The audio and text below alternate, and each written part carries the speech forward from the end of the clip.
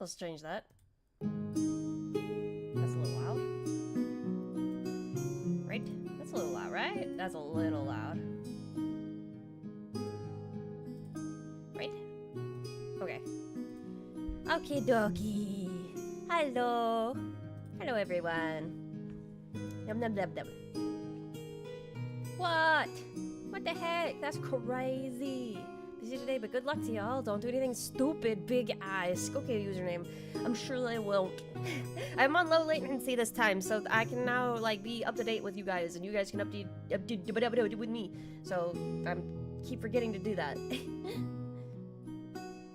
You would like to kiss Brian right off the bat? Okay, well, as you scooch closer to Brian, I will give everyone who wasn't here last time a recap of our adventure so far. You arrived in this world. Unknown means you don't know how you got here, but you now possess a suit of armor. A bunch of bees. You are a bunch of bees possessing a suit of armor. You found this armor like on the side of the road or something. Yeah. And hold on, I'm gonna okay, there it is. Alright, and then you entered a town, you went to the inn, you asked the bartender, the innkeeper sort of, what could you do? And he pointed you in two different directions. He said that the animals around here were acting strange because there's no more flowers growing. Flowers are now gone, dude. So you decided between the bandits and the animals, you went after the animals. You met a wolf who you'd befriended and named Fenrir John Wolf. And then you encountered a bear, almost died. Almost died, dude. And then,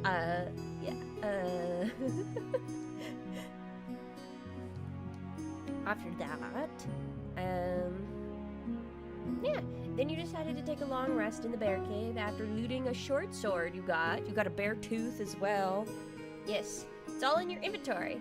I changed your XP gain from milestone to XP. You're currently 200 out of 300 XP after killing that bear. Pretty good. Pretty good. So...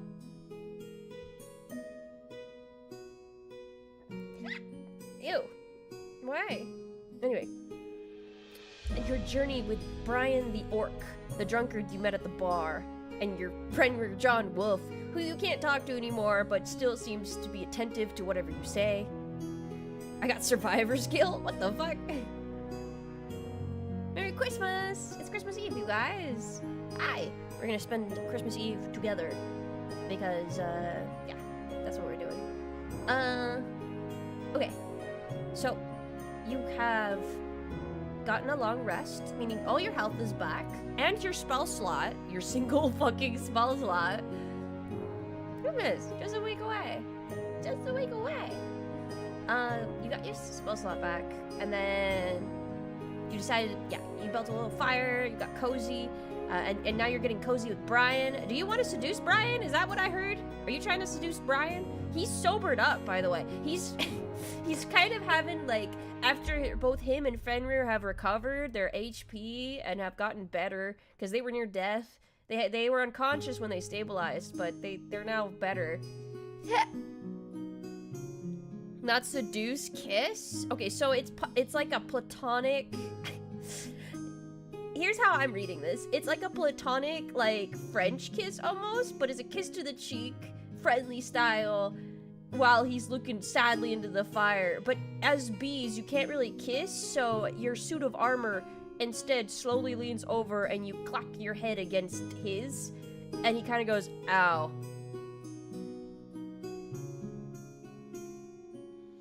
Just you? Lexi, you crawl out of the suit of armor, and Brian notices you crawling out, and he looks a little weirded out as he looks back at the suit of armor and back at you. And as you approach him, he swats you. He swats you out of the air. It's your birthday tomorrow on Christmas, Leon. Happy birthday, Christmas birthday, birthday Christmas. Can I death save? You didn't die. You had to shamefully wander your way back into the suit. I say, as you wrap up your activities here in the cave, you did already loot the cave last time. You got a little treasure bag that you opened, and you got a short sword. So you now have a dagger and a short sword you can choose to attack with. You have a few options before you now, as you long rest in this cave and regain your HP and so forth. As dawn breaks through the cavernous opening. Two-weapon fighting! As dawn breaks through, your day is before you. You can return, possibly to the village for your reward for dealing with the animals. You can continue your venture to look for more animals. Or perhaps investigate that greenhouse that was overrun by bandits. Your options are before you. I don't know what's with me. All I did, I had a butterscotch candy. This is my breakfast, by the way. I had a butterscotch candy, and I was opening the fridge to see if I can't cook anything. And then I saw an ice cream bar. I was like, oh shit, I'll just eat that real quick. And then I ate like half of it, and I realized having butterscotch after, like right before an ice cream sandwich is not the brightest humanly experience I've ever had in my life. Brian isn't drunk anymore, so we should ask if he's up for adventuring with us.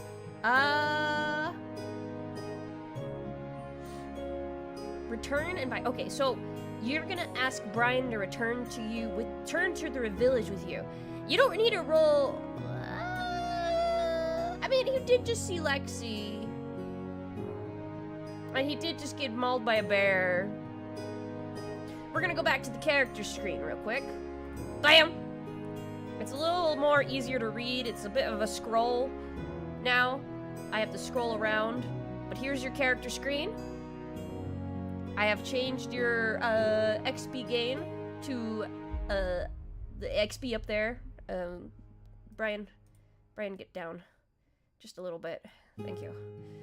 Oh, what the fuck was that? Okay, so we're going to roll a good ol' army of friends. That's why I switched it to XP instead of milestone, to discourage you from trying that anymore. Persuasion. And now you will be able to see all your rolls. Ooh, you rolled really well. You rolled a 22. So now you need... Okay, so Brian is very... he was loyal a bit beforehand when he was drunk, and I think those memories come back to him in that moment as you ask him, hey Brian, you know, come with me on my next adventure. And he agrees. He says, you've led me astray, but I'll stick with you. As you pack up your supplies with Fenrir John Wolf, who is pretty loyal to your side simply because you have given him bear meat. He got a lot of bear meat over that long rest. He's pretty full and happy and content. Congratulations, you tamed a fucking wolf. As you, Brian, and Fenrir John Wolf head back to town, it takes a good hour, I would say. Maybe less than an hour, honestly, because you know where to go now. You know exactly where to go. So, yeah, a good, like, just 35 minutes of trekking. 35, 40 minutes of trekking. As you get back to town. We get back to town. Bam. Here's town again. Oh, get the fuck... What the hell? Get that out of here. Where is that? Okay. Excuse me. Wow, what the heck? It's starting to scare me. As you get back to town, you come across... You definitely go back to the inn, right? You go back to the inn. I didn't redraw the inn without Brian, unfortunately, so we'll just pretend you guys went to the inn. You went up to the bartender. Oh, I have the bartender, though, brother. Hold on. There he is. I think. There he is!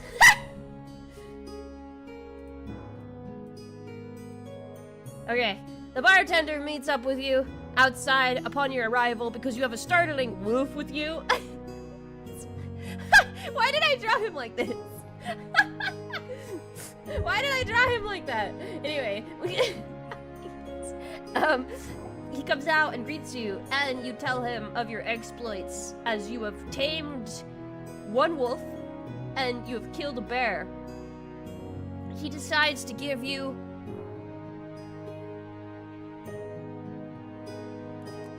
consult my table. 14 gold pieces for the bear kill. 14 gold pieces for the bear kill. I will add that to your inventory.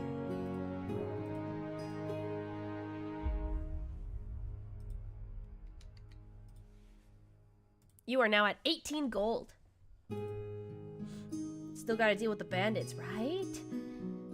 But he does promise, Aethra follow through with his promise that mead is now infinitely free. You can have all you can drink mead. Food is not free, though.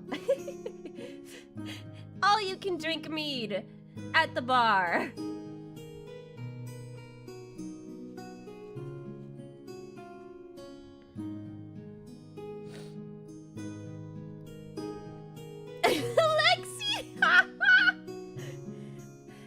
You want to give 4 gold pieces of that to Brian? I should, you know, I don't usually do in reputation systems, but, I mean, Brian's pretty loyal to you now, damn. Okay, if you do, you give 4 gold pieces to Brian. For Brian. He now has 4 gold pieces to spend on... I will update his inventory accordingly with my notes here. He has 4 gold pieces to his name and about that much silver Poor man. What type of mead? Normal mead. Mead that I don't know because I don't drink mead. It's like a Coors Light. You decide to go drinking, and are we going through with Lexi's idea? Lexi wants to convince the bartender to cook all the meat and also come help you guys on your adventure. This is a high DC. Do you want to? You go to the inn and have a few drinks. They're all free. Fenrir does not have any. He does get to enjoy some of the bear meat still though, so he's pretty tame inside the inn. The worst he can say is no. Mountain Dew mead, Baja Blast, Coors Light. Can you imagine? Can you imagine? Okay. Why is he so tall? Anyway, we'll switch back to the character screen. This is so stupid.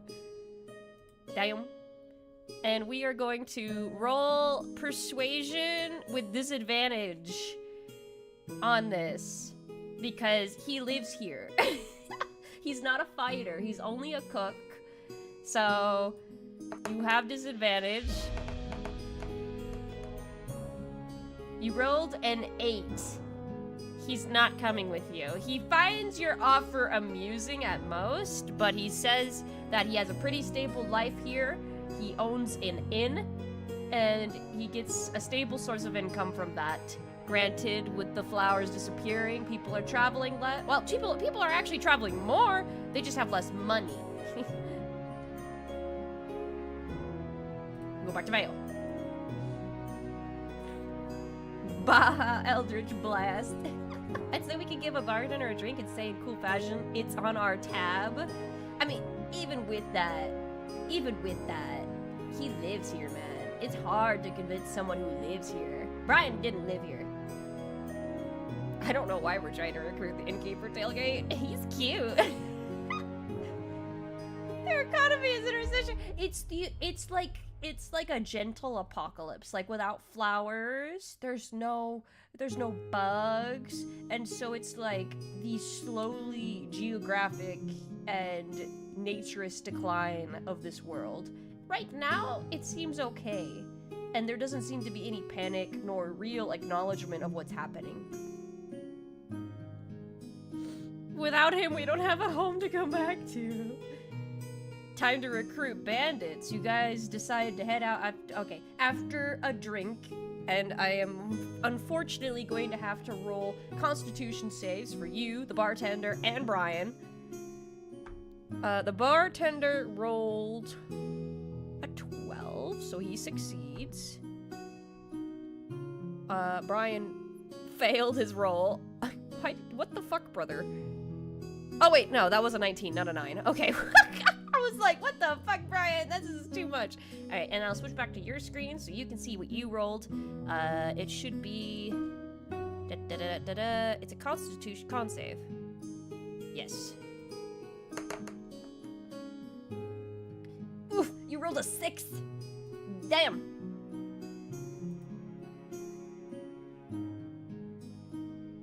Damn. Okay, so, you're low-key intoxicated now. You're buzzed. So, what I do with these rolls is that I don't immediately give you disadvantage because you're drunk. You're not really drunk. This is your warning that if you do keep drinking, though, you will start taking disadvantage on ability checks and attack rolls. So, you're buzzed. Buzzed. Buzzed bees, get it? You can keep drinking if you'd like, but you're pretty buzzed, and I assume you head out, though, to go deal with the bandits. You leave the bartender behind. Let me get rid of him. Okay. And as we head out to the great open road, you, Brian, and Fenrir John Wolf. Do we get a buff? No. Alcohol is a negative influence on your body. There has never been an alcoholic buff, unless you have drunken brawler feet. Which you don't. How much for a healing potion? That's 50 gold. You are currently at 14. Remember, there are treasures yet to be found in this world. Don't be so hasty to spend your money. Unless you wanted, I know, Leon, actually, you said you wanted to, like, look into something to buy. Maybe we just drink more meat at Buffalo Manifest. Do we level up?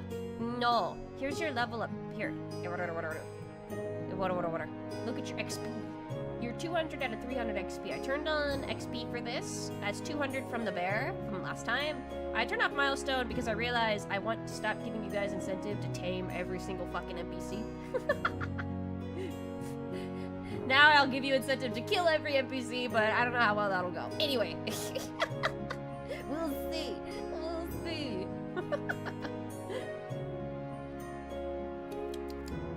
So we will head out. You guys head out along the road towards where the bandits are. You're directed by the bartender. An XP story? That's crazy. Yeah. I feel it's just fair for you guys to keep track, so it's not just me being overlord of it anymore. Yeah. And maybe that'll make this a really, really, really fast campaign. Who knows? In any case, as you guys journey down the road, you come across... Bam! It's a broken bridge separating you from the river. Mm-hmm.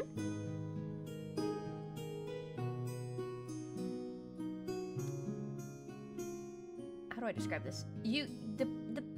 It's not a big river, of course. You could definitely swim across it. It's very murky, though. You can't really see the bottom. You don't really see what's going on underneath. It's a very sluggish, slow-moving river. Like, I wouldn't even call it a river. It's just a gentle kind of stream. There's no rushing rapids, no nothing of that. So it's definitely traversable. Water, be his worst enemy. You can swim across it. Your movement, it's difficult terrain, so your movement is halved for swimming across it. It's about...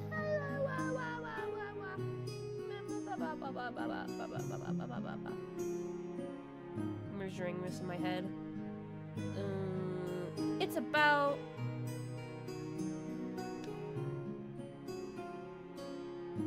a good 40 feet long, like wide river. It's a 40 feet wide river.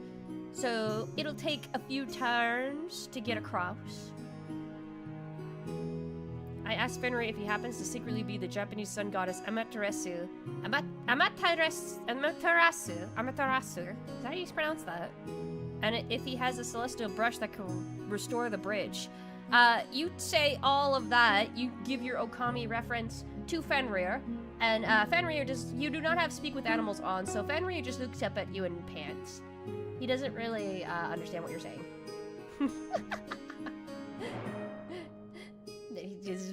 He's just a good boy.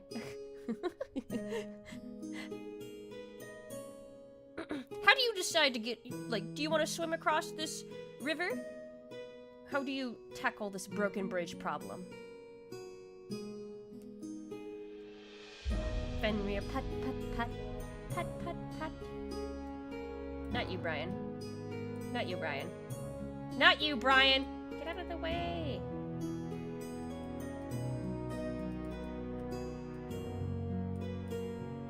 There we go. Pat, pat, pat, pat, pat. Pat, pat, pat. Can we make a boat? Can Brian throw us across? A boat's gonna take you a really long time to make. Specifically because you don't have carpenter's tools. You don't have an axe to chop down trees with, so mostly you would be, you'd be shit out of luck, really. You can't really make a boat without those tools, and I guess you can try to, like, find dead tree trunks and stuff to make one, but again, that's still gonna take you a long time. Brian can throw you across. He can try.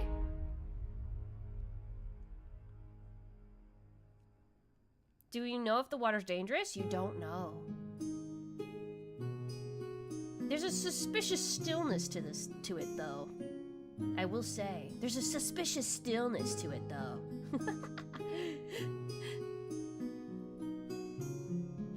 As far as you know, this is there is another bridge further west, but it's also going to be, like, way out of the way. So you would have to take, I would say, it would be a few hours to the bridge and then a few hours back to this road that leads to the greenhouse. You'd be spending a lot of daylight to get there. You can do it, though.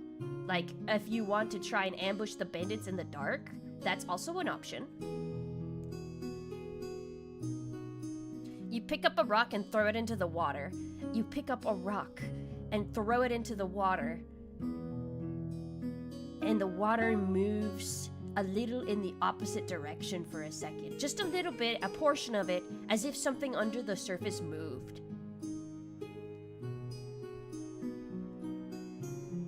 Examine the river. Okay, we're gonna switch back to your character screen. We're back here. We're gonna roll a perception check for you. You rolled a 13. Let me check. What the fuck? Let me check. Let me check something.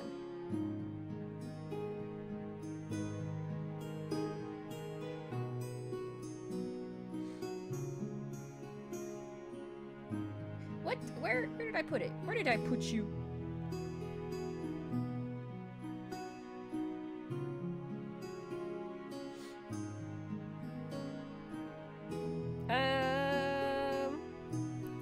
Let me roll.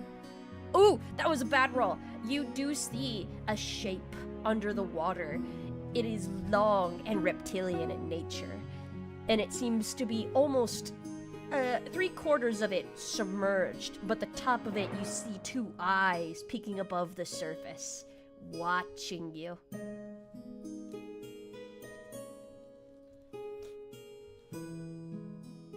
Merry Christmas, why not? It's 5 a.m. and there's a shape in the water. Merry Christmas. Don't swim. We will go back.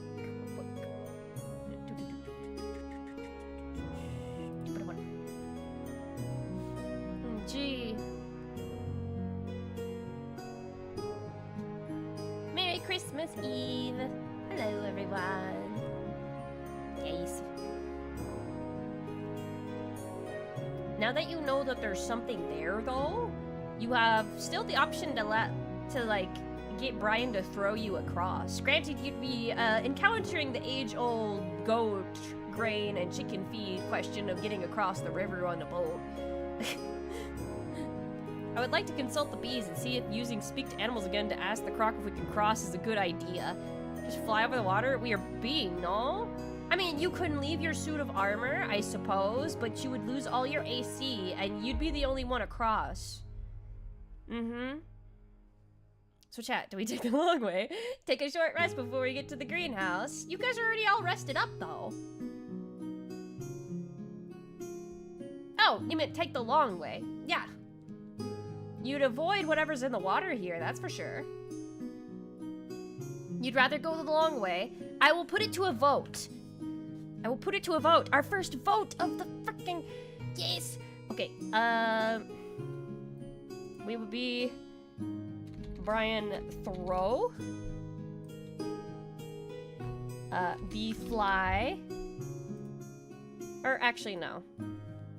We'll just do, long way. You go across. Then we'll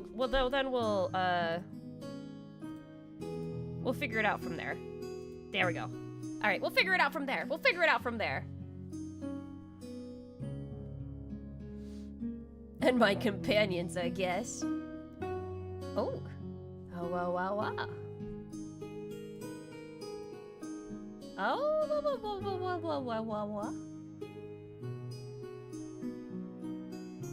All right. Seems we're going the long way. Understood.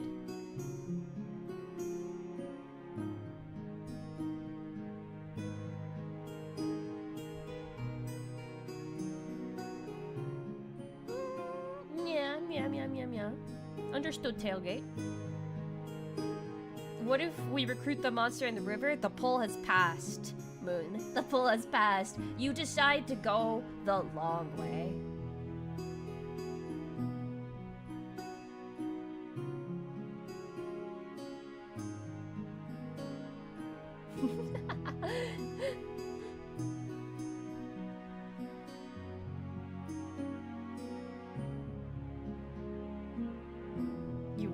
Two of you wanted to recruit the fricking thing in the water.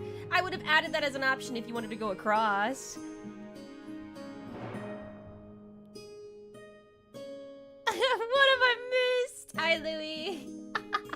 As you guys decide to go the long way down the riverside, the stillness of it continues for quite some time, until it starts to pick up pace as you go further downhill. And you get to the main road, not just a side road or a side path.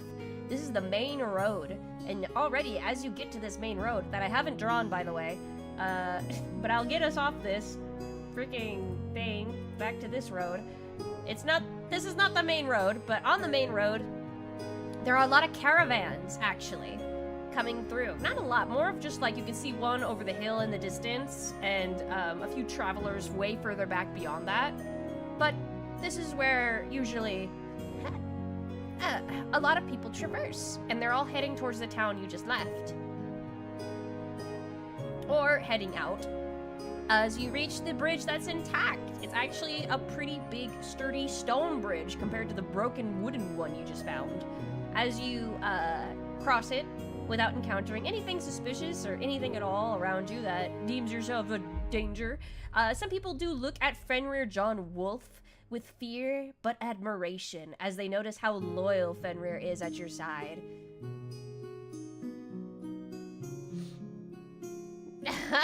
One or two bees buzzing around louder than usual. Little grumpy bees.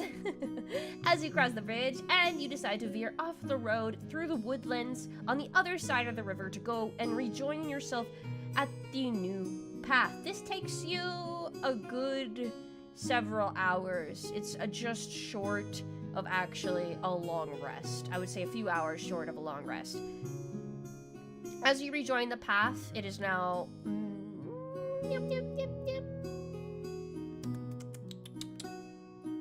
afternoon, so you still have a lot of daylight left. I would say early afternoon too. You still have a lot of daylight left. As you continue down the road, successfully avoiding the river, you pet the Janrir found wolf. Yes, of course. Pet, pet, pet, pet, pet, pet, pet. He's very happy. You slowly encroach upon the greenhouse in the distance. You see two houses, actually, as the forest starts to part, and you see one particular-looking barn house, almost, and, of course, the greenhouse in... there. Oh! You guys are way too close. Move you down just a little bit. I don't know what the fuck I'm grabbing there. As you approach, there are two houses. This lighter one to the left there, that's the greenhouse. And the one to the right is kind of a barn house. Looks more like a stable almost.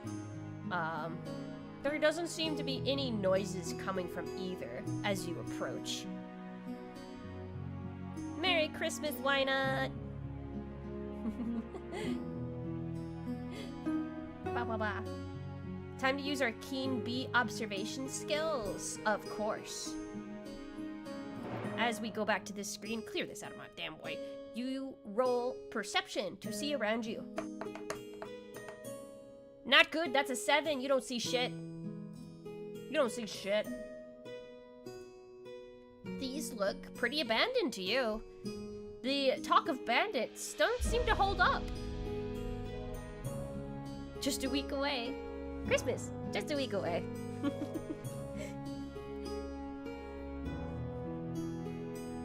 Do you decide to investigate? You have 3 things you can investigate here. There's a well, seemingly right in front of you. Does John Wolf smell or hear anything? I'll have you roll animal handling for that because you don't have speak with animals on. So where is it? There it is. You rolled a 17. Oh my god. Okay. You try, and this is kind of like one of your first commands you've ever given to Fenrir John Wolf without the aid of speak with animals, and he doesn't quite seem to understand what you're saying for a bit. And then when you start to like get in the rhythm of like, it takes you a minute, but he does understand, and he sniffs, and he growls aggressively at the greenhouse. Fenrir John, we're too buds. We can't say shit. Help us. It could be that the bandits have left, maybe. Fenrir seems to know something's in the greenhouse, though.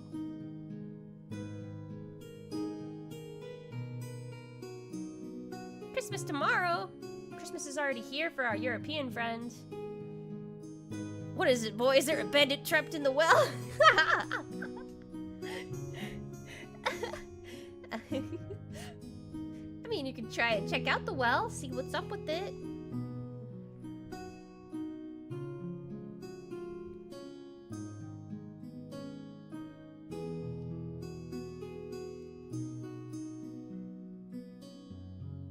If something's in the greenhouse, I vote we scout the barn to see if we can loot the bandit stash. Do Aussies count as Europeans? No.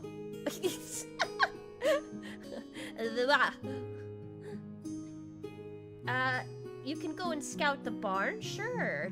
How do you approach it? Do you approach it stealthily? Do you approach it alone? That's another good question. Do you approach it alone? And leave ourselves open in an ambush? Lots of debate to do. This is a very possibly dangerous situation. What could happen?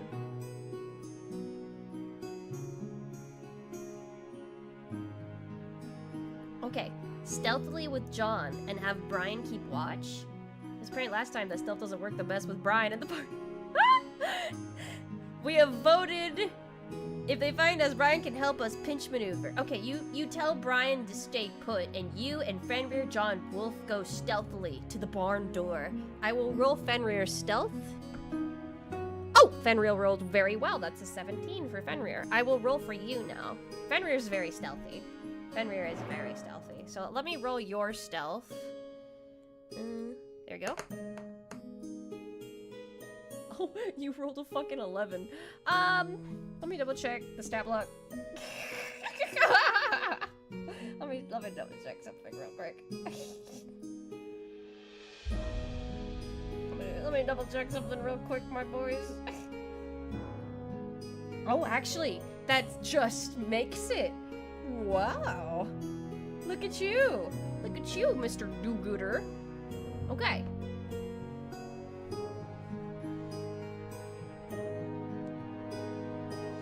You, sneak up to the barn door. It's very, it's not dilapidated, but it is aged. And it kind of has that, swinginess to it that when you nudge it, it just keeps opening on its own. It's very dark in the barn. You can't really see that well, even with the daylight shining through. The open window to your left, window, quote unquote, is more of a hatch. All the other windows have been boarded and shut. Not like they've been barricaded, but kind of the typical, you know, when a barn is closed and inoperational. There is dry, moldy hay all around these stalls. There's about 6 stalls on each side. Seemingly, this may have been a pen for both horses and cattle at one point. There doesn't seem to be any animals that you can see, but it is very dark. You wouldn't know.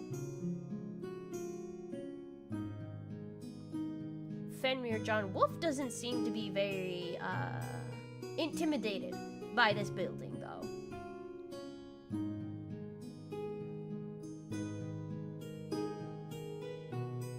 Quiet as a mouse. Yep.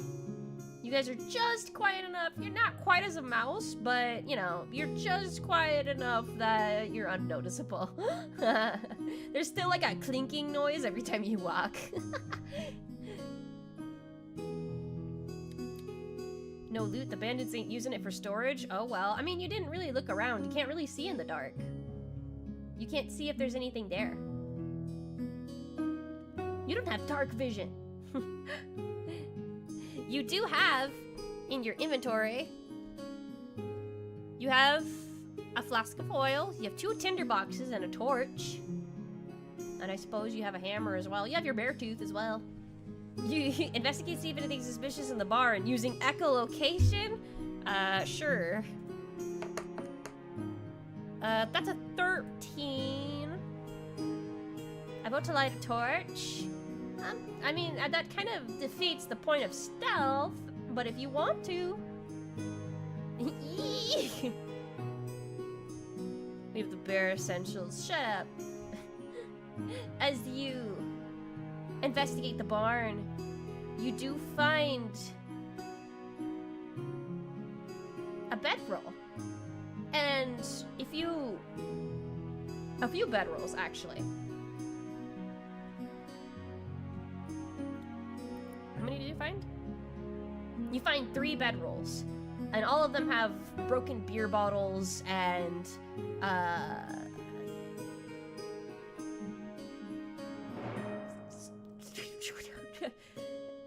bunch of fucking like bones, like eating stuff, like someone's been chomping and chewing. And there's like maybe 1 or 2 mugs and a single plate that is dirty and hasn't been scrubbed in some time.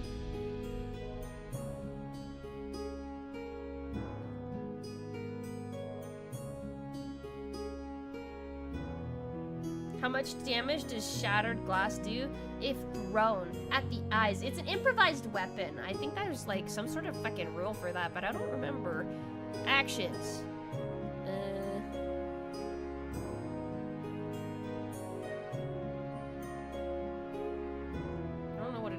Weapon is. You're not a shape changer, by the way. Don't read that. Let me look it up. Improvised weapon. Me when I smash a bottle on someone's head. Improvised weapon.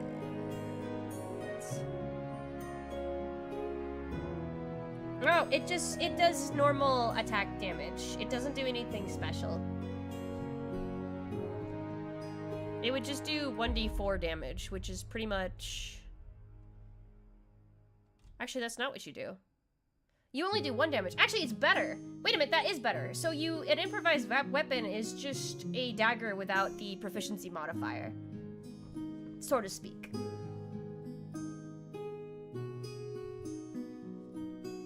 Don't touch the glass shards, you'll get cut! So there's at least 3 bandits in the greenhouse. Do we try and lure one out with some suspicious noises? That is a plan you could do. It does seem to be that there's 3 individuals here. These aren't long, like, decomposed stuff either. These all seem recent. There's an unlit lantern in between it all.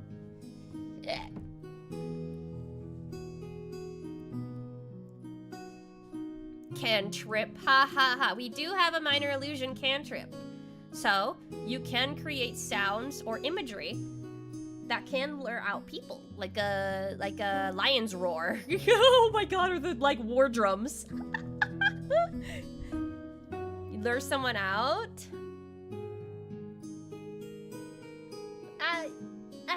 As easy as it might be to send a bee in there, you gotta remember, you haven't come across any bugs at all in your journey.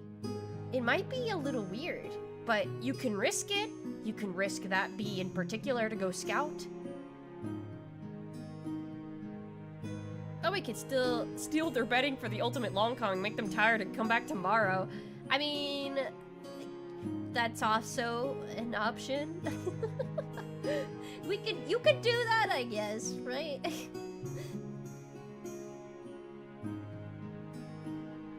Maybe a crash or a bang outside so only one guy comes out. So you leave the barn with Fenrir John Wolf with a plan of action as you rejoin Brian. and give him an update that there are 3 bedrolls inside the barn, with the likelihood of 3 individuals maybe inside the greenhouse. You decide your plan is to... Can you put an illusion on a single bee to appear as something else? What the fuck would you... Bees are tiny creatures. What the fuck could you possibly change it into? I'm so curious. What did you have in mind? Like, what could you have possibly turned it into? It cannot be any bigger than it actually is. It's just... Yeah, it has to be about the same size. But it's got to be a subtle noise to get only one of them outside? Such a noise. Change bee into a thief for extra stealth.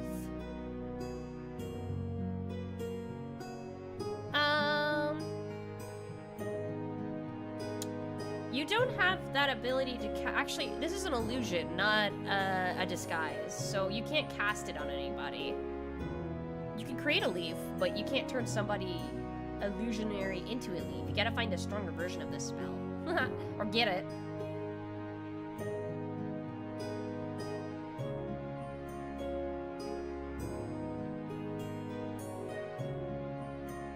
What's a noise that is subtle enough to draw someone out, but not all of them?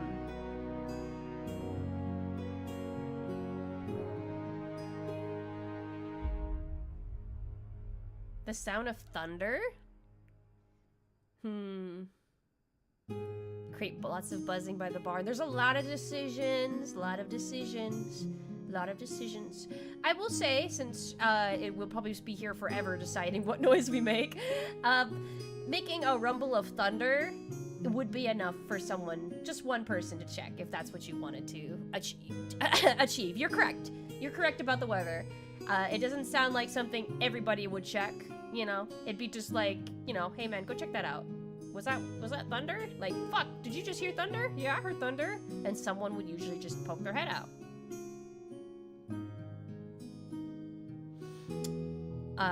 Indeed, you create the cantrip minor illusion, the sound of kind of not as loud as it could be thunder. It is minor illusion, but the sound of rumbling thunder does draw seemingly the attention of something inside. As a man in armor pokes his head out, definitely fits the bill of a scrungy bandit, as he kind of steps outside and looks up in confusion at the seemingly clear and bright sky. What is your plan of action here, now that you have someone outside? I assume you guys are hiding. I know you guys aren't dumb.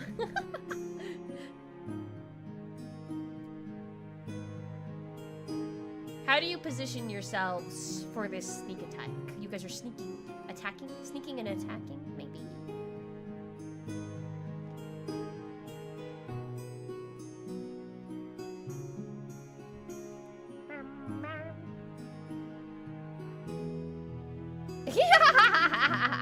Jump him? You will get a surprise round on him because he wasn't expecting you.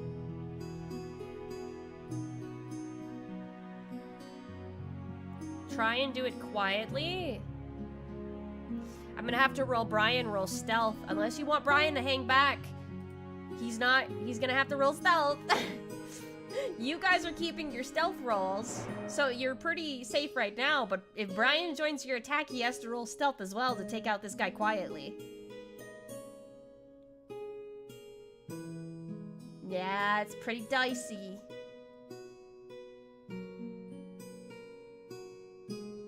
What could you be? What are we, Brian? Brian! Let me get the guy out. Where's my guy? Boom! There he is!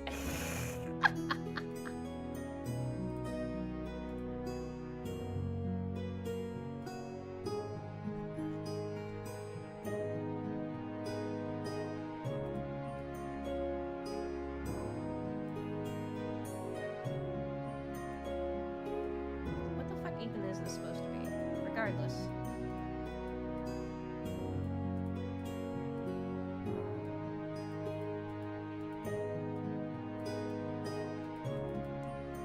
That's why it's not working. It's because I have him locked.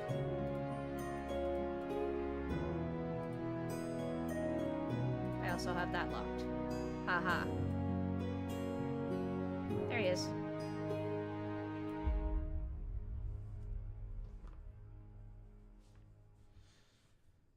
Attack with our dual weapons. I don't think you have dual weapon fighting. You do not. Oh, two weapon fighting. You do, actually. Light weapon. You can turn. When you attack, take the attack action on your turn and attack with a light weapon. You can make one extra of it as a bonus of this. That extra.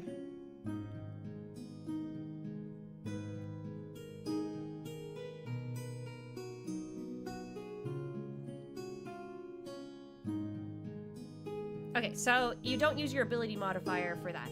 That is right. Yes, a dual weapon attack. You can attack 2 times now.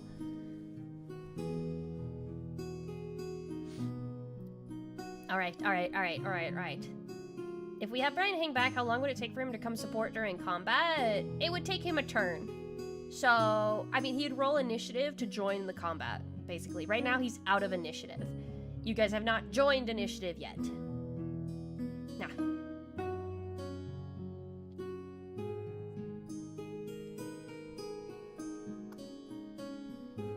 Let's switch over now that we're beginning. Yes. Combat.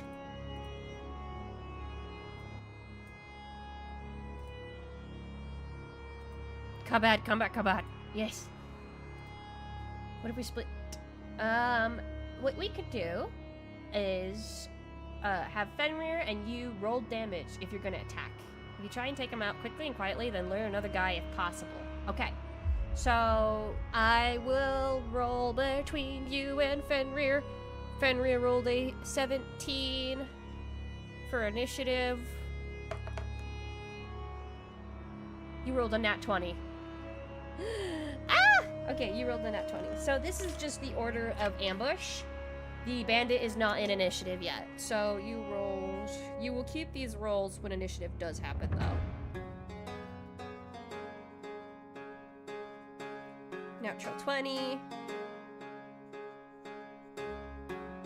17. And an advantage? You will have advantage, yes. So.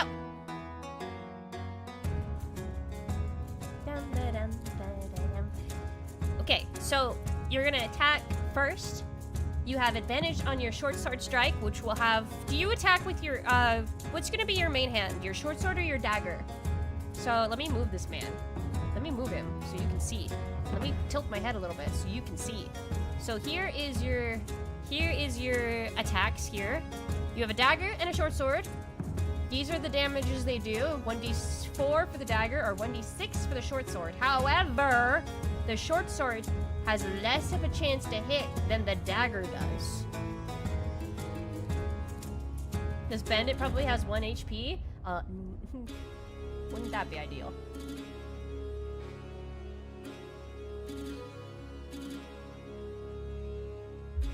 Fenrir. But it's your guys' turn, so it depends on what you guys want your freaking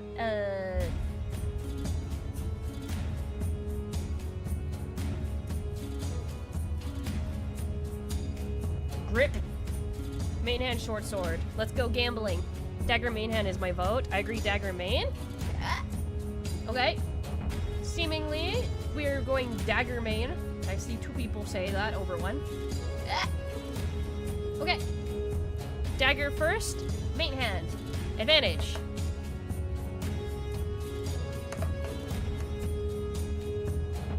Dirty 20 to hit.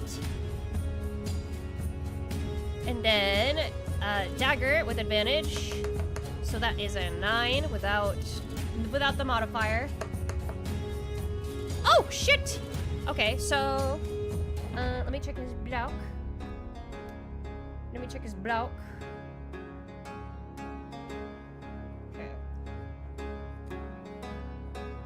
Okay, those both hit.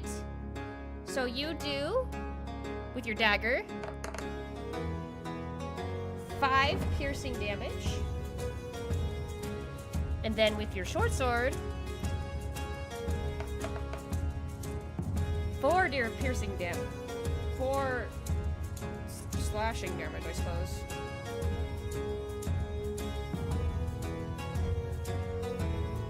I'm doing the math, hold on. Oof. Yeah, no, he's very fucked up right away. And Fenrir goes in for the classic I'm gonna hurt you, you know. Let me pull up him real quick. I have a lot of tabs. Obviously. Because you guys decided to bring NPCs.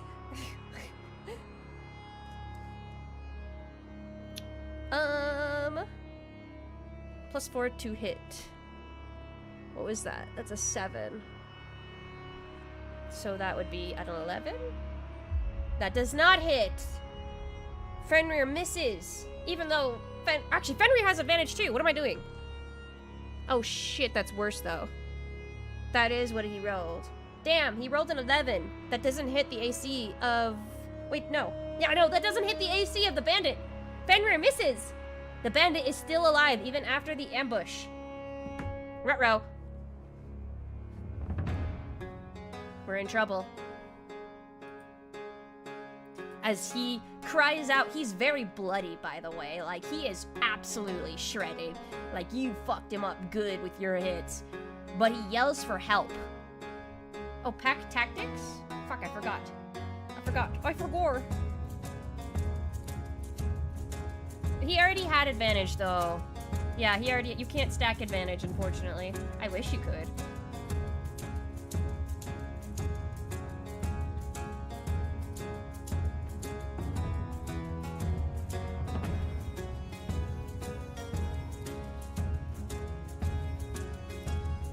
Yeah. Okay. I double-checked that. Brian, get over here! You yell to Brian to come over here at the same time as 2 other bandits come out.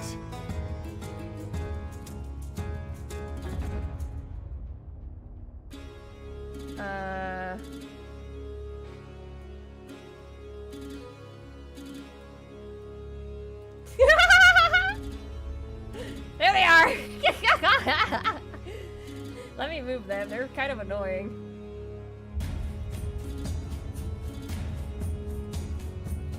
Okay, there is the bandits. One of them is really fucked up, though. Brian will now enter the initiative as do these bandits. So you have 3 bandits that come out. One of them is really fucked up, though.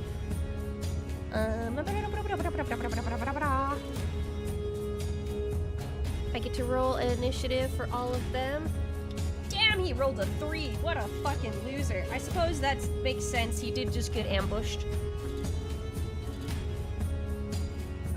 Rolled a 10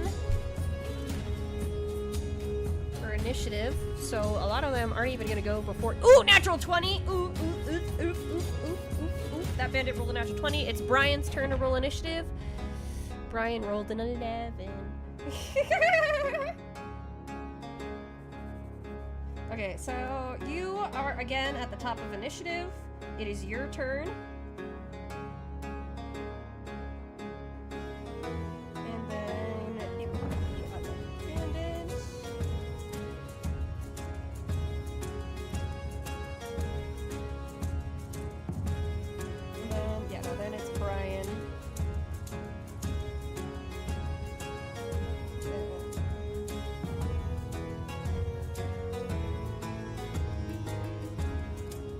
Awesome.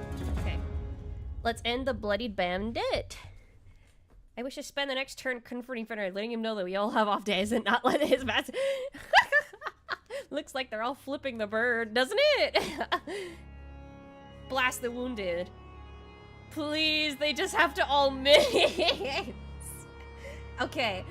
You're gonna Eldritch Blast the wounded one. Okay. Let's do this. You're gonna Eldritch Blast the wounded one. That just hits him. That just hits his AC. You lucky bastard.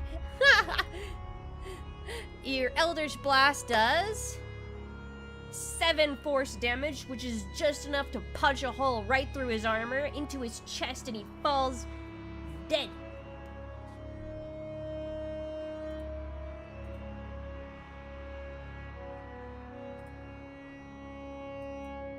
Gone.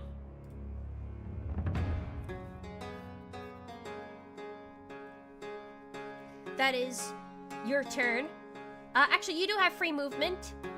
You can choose to move 30 feet away if you so wish, or you can stay beside Fenrir Wolf. Fenrir's side, as Fenrir is still pretty close to these bandits coming out the door. You have just enough space to move away without an attack of opportunity from the bandits. But you can also choose to stay if you so wish. You do have 30 feet of movement speed, if you so wish. How do the other two bandits seem? Healthy. Very healthy. But to help the doggo. Okay, you stay put. And it is now one of the new bandits that just came out, his turn. And he's enraged. He just saw his buddy die before his eyes. What information can we roll? Can you make out about them? I'll have you roll...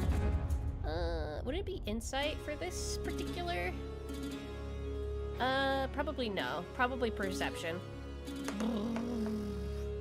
A 9? They just look like bandits. They're wearing padded armor. That's the best you can tell from them. They're wearing padded armor. That's it. And they don't have daggers, they have scimitars. I drew them wrong. They have scimitars. That's like 5 B's worth of feed. Scimitar. He's gonna attack with his scimitar. He's gonna try to anyway. Against you. That's a fucking 5 to hit. That does not hit you. Because you always have mage armor up, so your AC is 15, so no, of course that doesn't fucking hit you.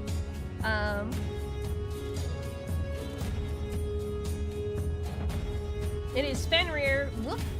His turn. He's gonna attack that bandit that just tried to hit you. Jesus Christ, Fenrir rolled a 17. Of course that hits Fenrir, you fucking...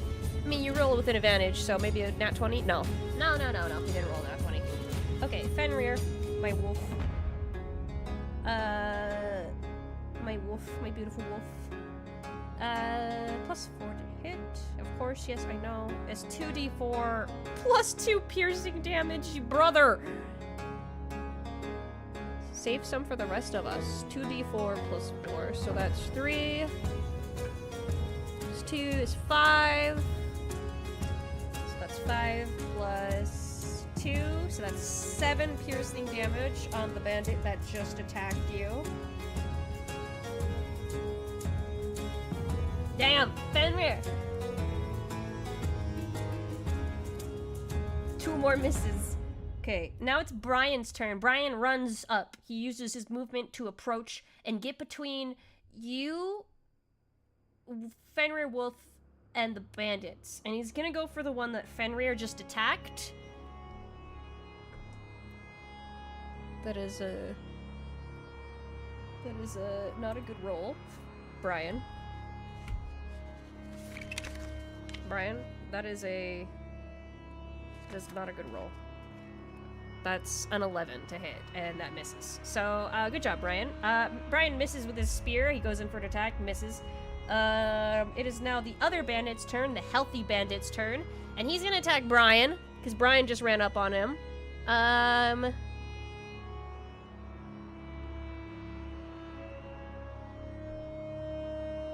That misses. That's a fucking... Wait, no, that's 10 plus... What? 13? That's 13? Brian's AC is not that. Nope. Yeah, that's 13 to hit. It misses Brian. Thanks to his buckler. Thanks to his buckler, it misses. Back to the top, it is your guys' turn again. These guys don't seem to be very experienced. Are they wearing an insignia or a uniform? You couldn't tell with your roll, your perception roll.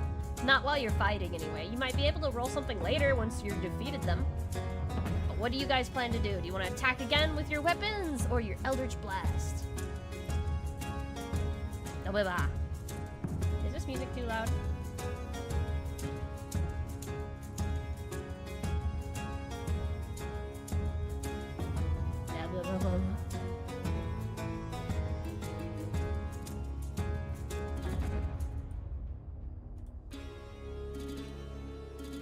Okay. Louis rates that point. Oh, okay.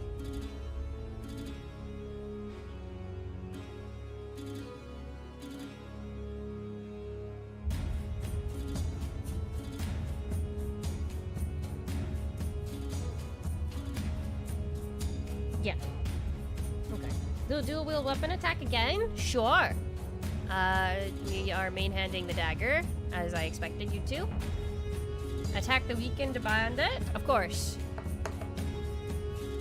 That's a 17 to hit, of course. And you will attack with your short sword and your offhand as well, without the modifier. That still fucking hits! Oh my god. So dagger first. That is 4 damage. Plus 3. That's 7 slashing damage. That's enough to kill him. Very nice. That weapon really changed things, didn't it? It is Fenrir's turn. Fenrir is going to attack. Ooh, that's a 2. That's not gonna hit anything. Ooh, that's a 3. That's still not gonna hit anything, even with pack tack. Yikes. Sorry, Fenrir misses again. It's a bad day for him, even with advantage. That sucks. Brian's turn. Brian rolled a motherfucking 9. Good job, Brian.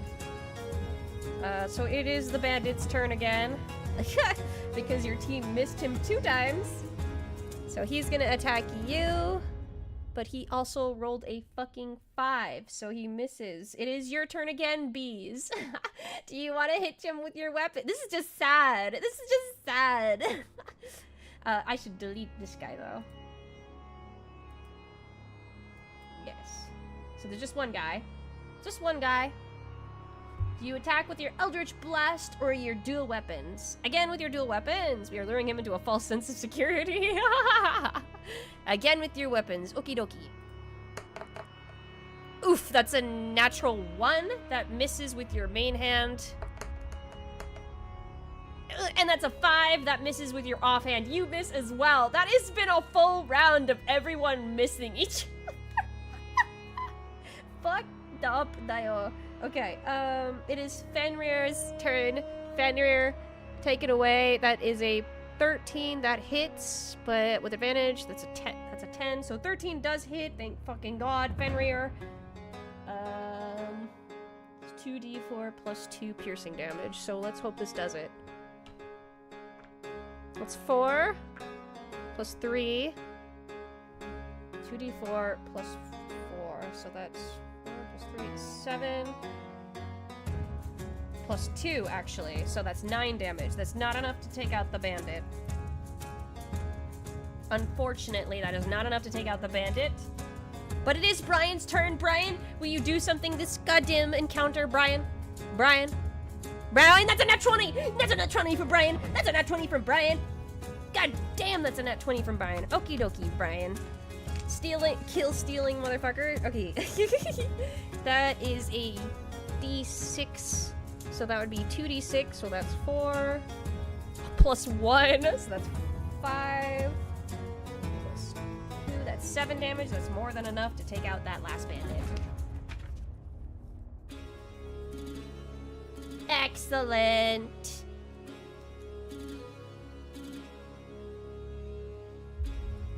So that was 75 XP.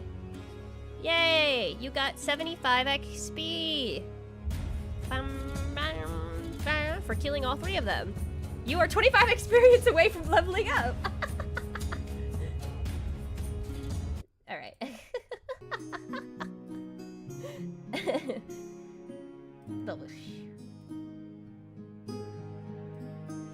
Much smoother than your bear encounter, right? Do we level up? Nah, you're just short. You see that up there? You're just short.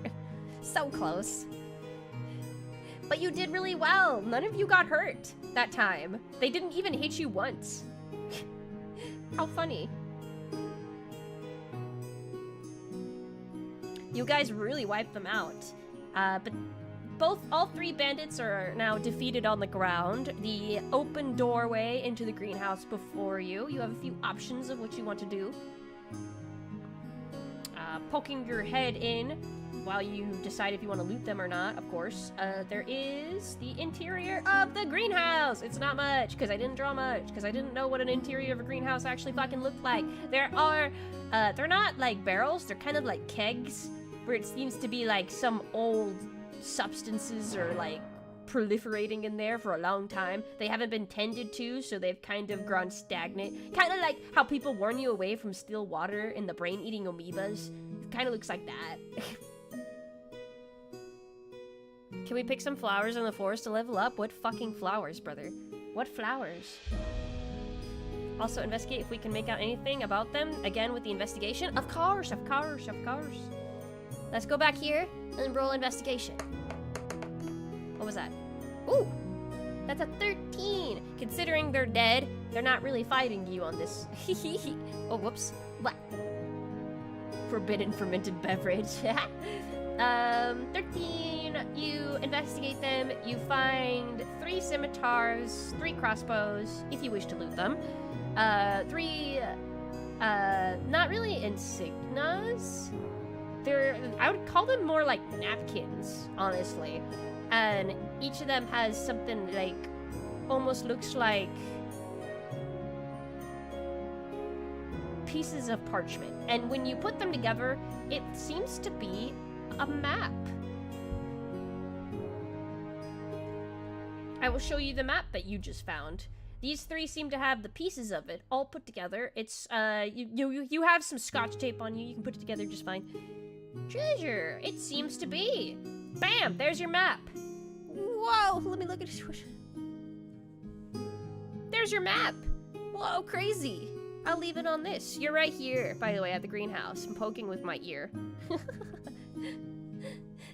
It seems that they drew this all without really, you know, they just drew this, dude. They didn't really have the best penmanship. These fucking bandits, they're not good at drawing.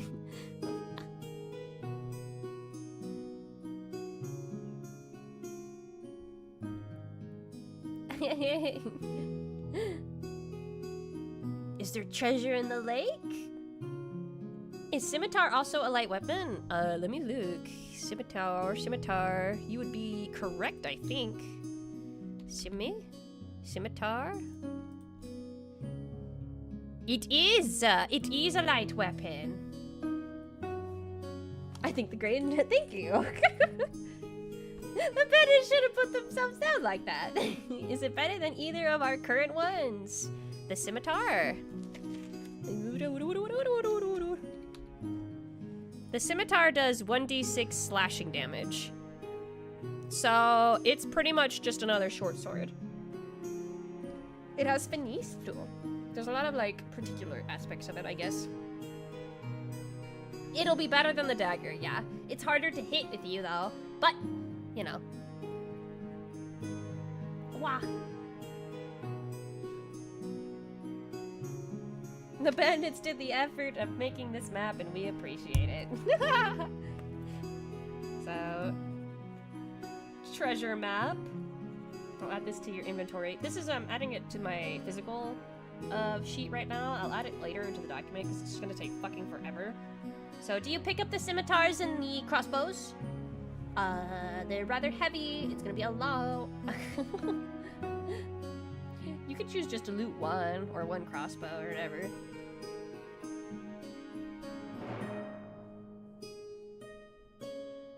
The dagger we keep. I assume you want to keep the dagger, yeah? That short sword, though. Can Brian use a crossbow? He's not very good at it, but he could, yeah. Brian should grab something too. Interesting. Okay. So I will add 1 scimitar to your inventory. And 1 crossbow. Light crossbow. It's a light crossbow. Okay, so, and then Brian will get also 1 light crossbow. Did they have any cash on them? I will look at my loot table. Let me see.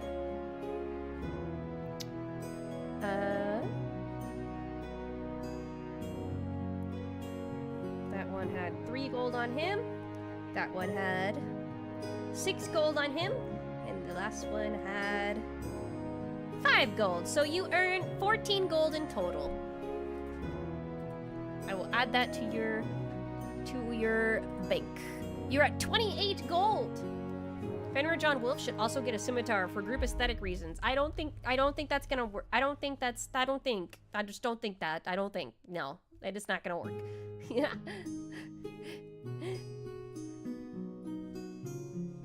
I assume it's Brian only taking the crossbow. Yes. Okay. So that leaves 2 scimitars and 1 light crossbow left over. If you decide to take them, you could possibly sell them. They're not worth much, but, you know, all gold is good gold. Do we have any bear meat left over? Considering you ate it during the long rest and you also ate it at the bar, I would say no. What were they doing this whole time? We'll go back over, we'll get off this treasure map. We'll get back over here to the interior. There is a rich smell coming from the kegs, seemingly. And there's also a note attached to the table of, because there is a desk, seemingly, with like a set of potions in the works. 2 of them seem completed. Some coin is better than no coin.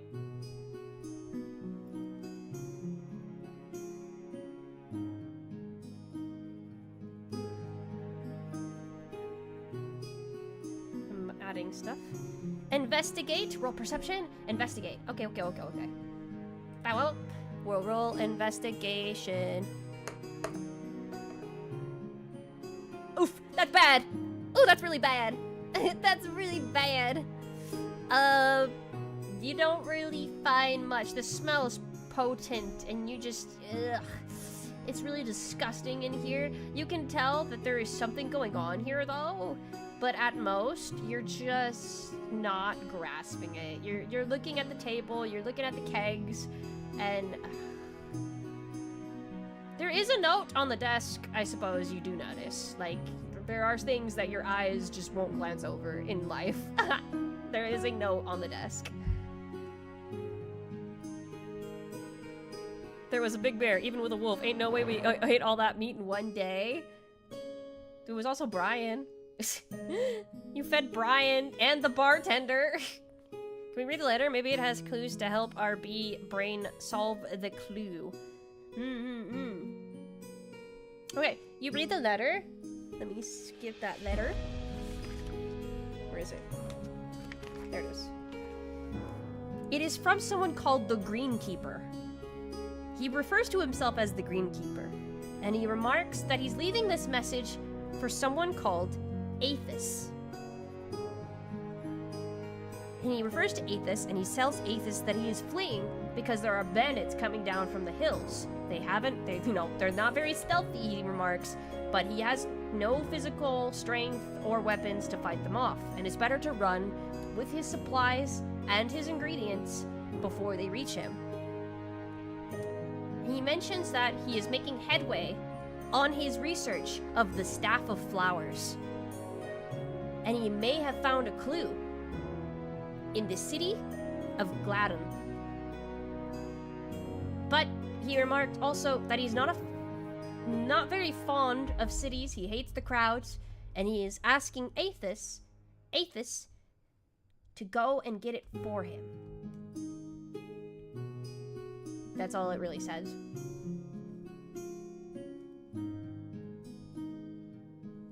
We're bees, so eating the bandits wouldn't be cannibalism, right? I suppose. It would upset Brian.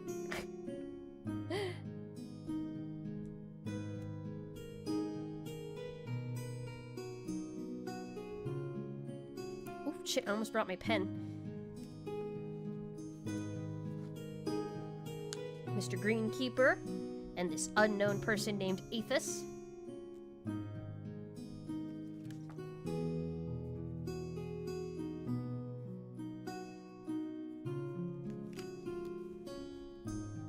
Have you heard of the Staff of Flowers before? I will have you roll an Arcana check. You rolled a 9! You don't really know what that is. You don't. You just don't. It sounds magical in nature, you suppose? What do you find in the greenhouse? There are 2 unmarked potions. Other than the fermenting kegs, which smell vile and terrible. There's 2 potions, you see them. One is red and one is purple. Both of them smell very healthy. Both of them have a very similar scent to them, despite being different colors, and despite one of them looking a little ominous. Both of them smell the same.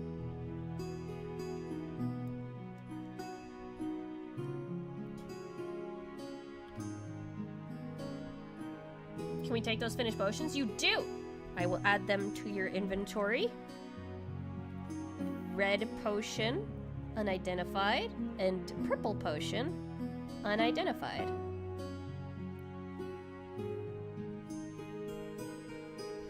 Would it be a medicine check to see if it'll be safe to drink? Yes. Yes, it would. Medicine check. Oh, fuck, your rolls have been terrible tonight. Oh, God. You don't know, dude. This sucks. You look at them very strangely, and you don't think you know. The red one looks very familiar, but the purple one doesn't look familiar. But the fact that they both smell the same is confusing you.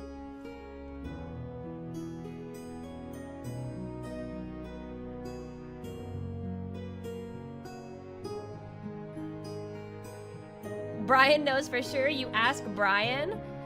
You hold the potions out to Brian. I'll have Brian roll a medicine check. Motherfucker had a +0, but he rolled an 18. He does not recognize the purple potion very well. He's unfamiliar with it. The red one, though, he says is a potion of healing.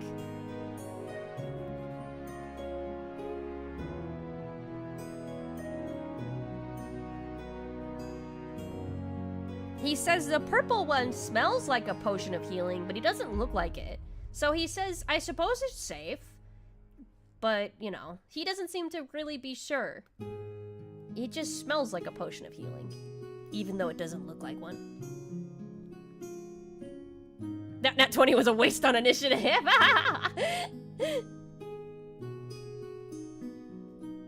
Purple has to be a potion of bees. You drink it and you become multiple bees.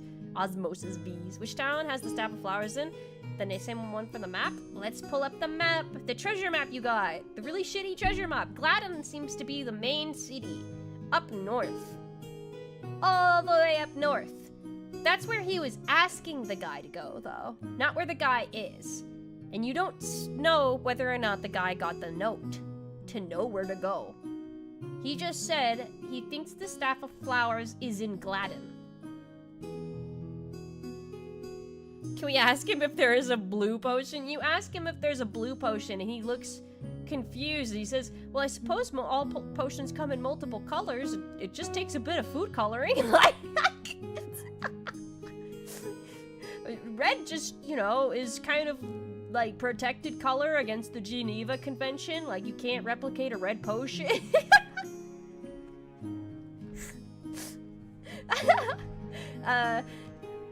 Can we fill a flask with the mysterious liquid so we can also ask someone about that when we get the chance? It's already in a bottle. You take it off the rack and you add it to your inventory. What's Emberstone, a dwarf city? You don't know. It looks to be a quarry, though. There does seem to be a cave indicating that the town, it doesn't look like to be a town. The marker on it means that it's a town. So it's a small town, but seemingly it's connected to a quarry and right next to a lake.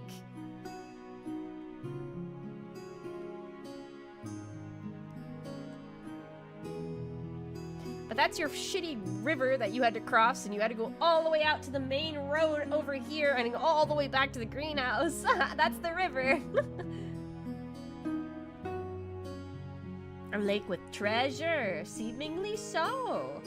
seemingly so. It seems that the bandits may have had plans to split the treasure map between themselves, but failed to realize that having not split themselves, as in not going their separate ways, made it nearly impossible to actually hide it, because that didn't really do much, did it? In keeping the treasure, so to speak, safe. Is there a backpack that these bandits had that we can use? A backpack.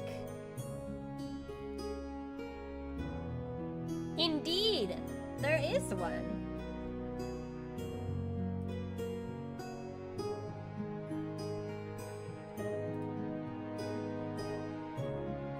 Oh, there it is. There's your backpack. It is a... Well, you already have a chest on you, but you can add a backpack. The chest holds quite a lot. It holds up to 300 pounds. So you can add, you can definitely add, the scimitars that you got to the, so scimitar, add to chest, and then light crossbow, because I cannot be fucking bothered to remember that you got all these. Okay, so that's 38 pounds in the chest. When did we have a chest? You started with it. Kind of what you picked off the side of the road. It came with a paladin gear. But you can add a backpack if you want. If you want. This fucking thing is in the way though, dude. You can pick up the backpack if we want. Brian can hold it. Little bee backpack. So cute. I think we should resupply at Crossyard as about the staff, and then maybe go explore the lake. That's a good plan.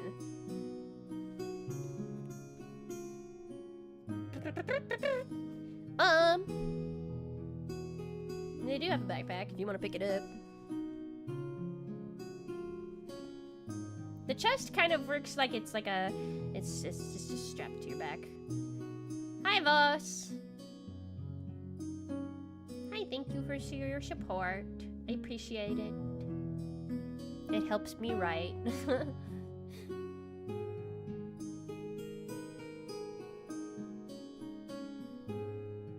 Unless we want to spend more time in the greenhouse. There doesn't seem to be anything here. You looted the bandits. I mean, the only thing you didn't loot from them was their padded armor that they have on them. But that would take some time to get them off their bodies. The sleeping rolls. You decide to take their bedrolls. There is 3 bedrolls, so... If you take one, Brian, we'll take one.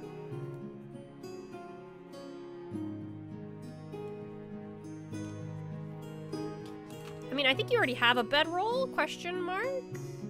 No, you don't, actually. Crazy. Okay.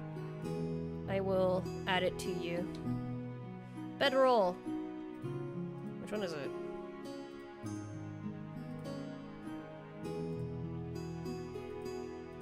Okay. You have a bedroll. It could double as a stretcher? That's crazy. Use the 3rd as a pillow for Fenrir. Okay. I will add a 2nd bedroll to your inventory as a doggy bed. Bedroll.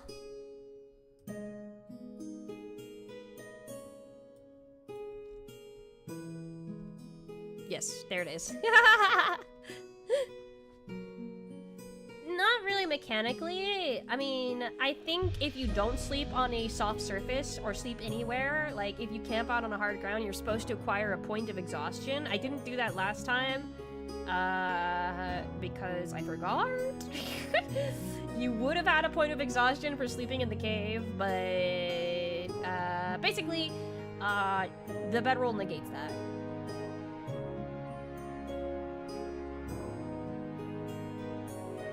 The cave was comfy. We'll say you slept on your... Oh, yeah, wait. Yeah, you slept on your bear cloak. You were pretty comfy. Yeah, totally. That's totally what happened. Yeah, there's nothing left in the greenhouse, other than a note, and the fucked up kegs. Off to Crossyard. Interesting. I mean, you also could go back to Vale, the town you were just at. It would take a long journey, but you could collect your reward for dealing with the bandits. that is a quest you were assigned. If you want to, you can keep going to Crossyard if you want. Maybe somebody in Crossyard also wanted the bandits destroyed. Who knows? There isn't really a high likelihood of that, but you could try it. Just felt like reminding you about your quest.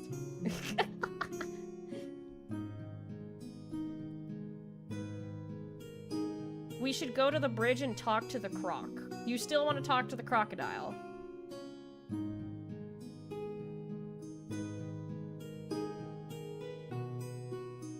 Bandit ears for proof?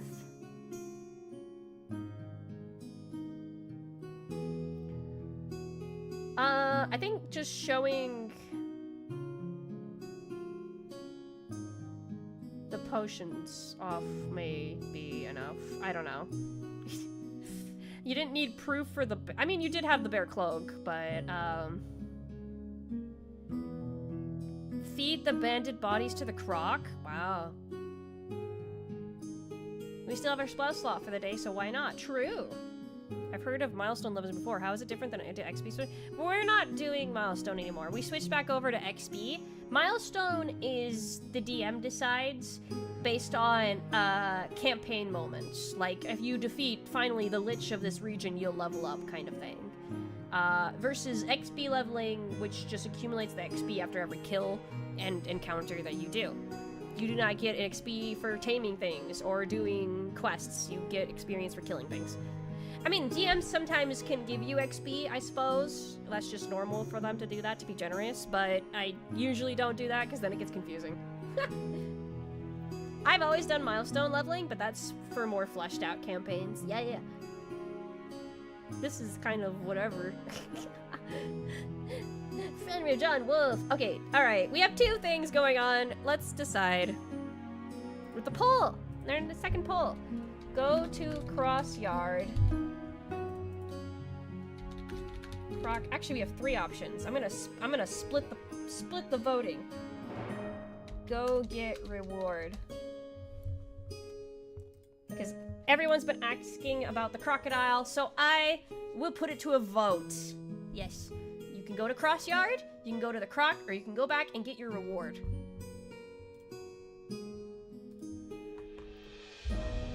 We suppose we have nothing to lose, so we can just seduce the crocodile? Right. I mean, I suppose if that's what you want to do.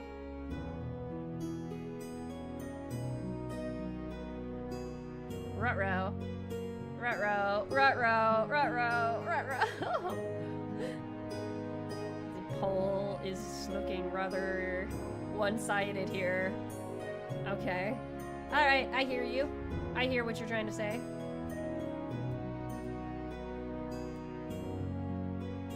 I hear what you're trying to say. Okay. Alright. To the crocodile. You guys head back to the river.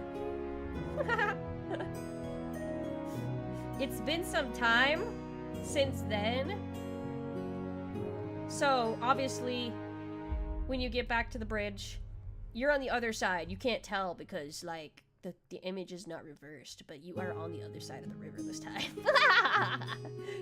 So what's happening is you approach the river, but that spot that you remember the crocodile being in, you don't see it. You don't see anything noticeable right off the bat. You're dragging the bodies. That's gonna...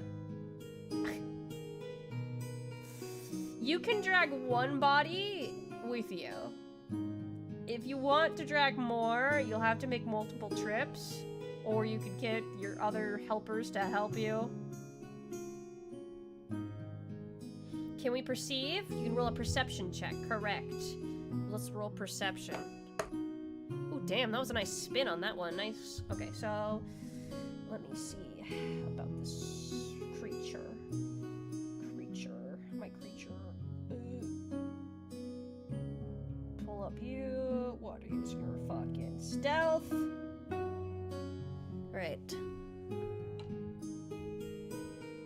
Oh, that's shit. Oh, that's such dog-ass roll. Oh, God. Yeah, you see it just fucking fine. You see it at the surface on the other side of the bridge. It's near, the shoreline a little bit. It's chilling. Seemingly, definitely looking at you, noticing you, but it's always hanging out near the bridge in anticipation of somebody getting too close.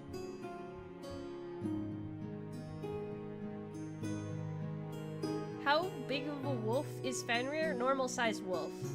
Like, pretty big, can drag a body.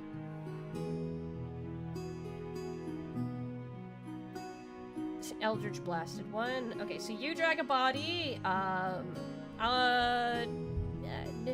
The problem is, if Fenrir is dragging one, it starts to eat it. He starts to eat it like halfway through dragging it. So by the time you get to the bridge, you have a torso and a body. You have a body and a torso. You have a body and a torso with you. One body, one torso. Fenrir deserves a snack. Sure. Brian is disturbed.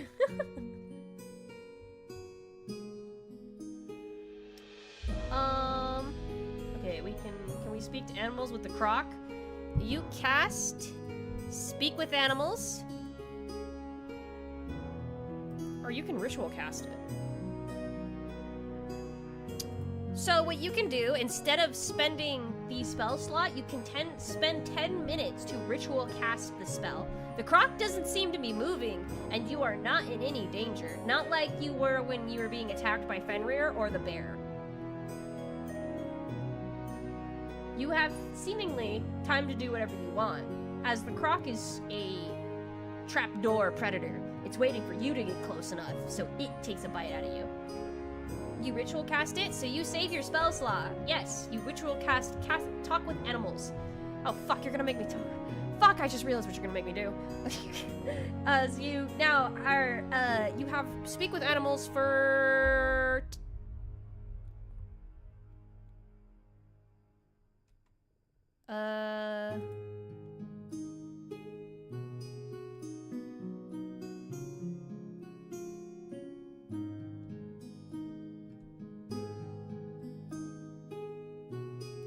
It does last 10 minutes. I know ritual cast takes like a minute or something. I don't remember how long ritual casting takes, actually. Casting time 1 action, but okay. I don't remember. Whatever. It's 10 minutes duration. I always assume ritual casts either take 10 minutes to an hour unless 10 minutes unless specified by other means. I usually just assume they take 10 minutes. Yeah. If they don't specify, then I just assume it's 10 minutes. If they usually will if it's like an hour long ritual cast. Anyway, you cast it and you hear the what do you do actually? The crocodile's not talking. What are you doing? I genuinely don't know anymore. What are you doing?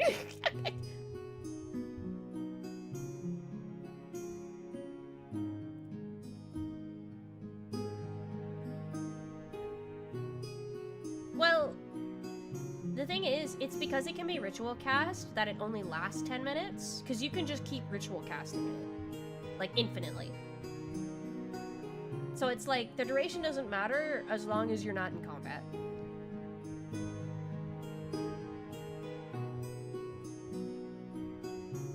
And there's also the reason why spell slots can be consumed on it, because then you can just keep using it again and again and again and again. Hello, my aquatic friend. I bring thee food. You say this. Hey, Croc, wanna join a game? Yeah. Can you let us cross if we feed you a couple of bandits? Okay, so you say, wanna join a gang? We wanna cross. I bring thee food, aquatic friend. And you toss, well, Fenrir is kind of chewing on his torso. You toss the, Eldritch blasted one into the water. And it snaps it at it and starts crunching at the bones, almost like a little mini death roll until it realizes it's dead and just keeps chomping on it. like really slowly, like reptilian like, and between the crunches, you hear hunt good. Fuck, how does a crocodile talk?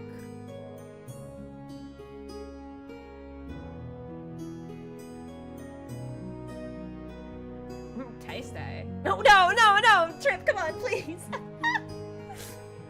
That was tasty. Yeah, I like that. That was tasty.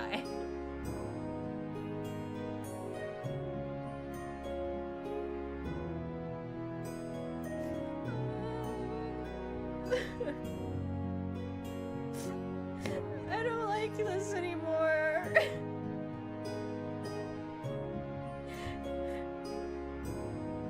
Herman is very tasty. Herman is very tasty. I like it. It's tasty. It's very tasty. And you ask it to join your gang, and it goes,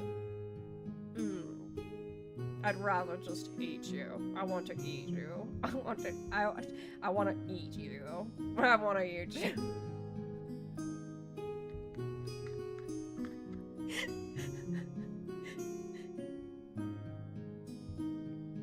You say, I will give you more people to eat if you join your gang.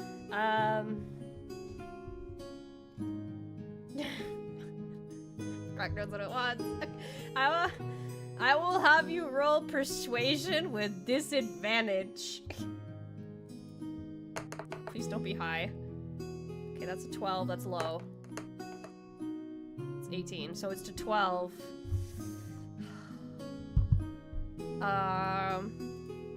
No, it's not convinced. I'm not giving you that. Fuck it. It's 12, that's low.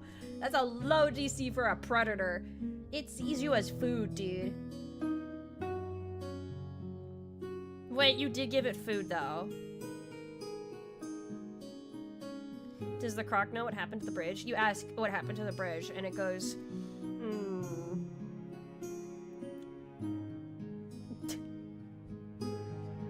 Please, please, please, please.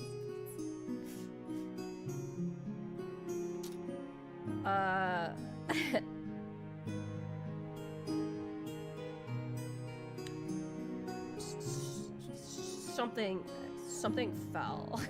Something fell and broke it into the water. Something fell. It was flying overhead and it broke it.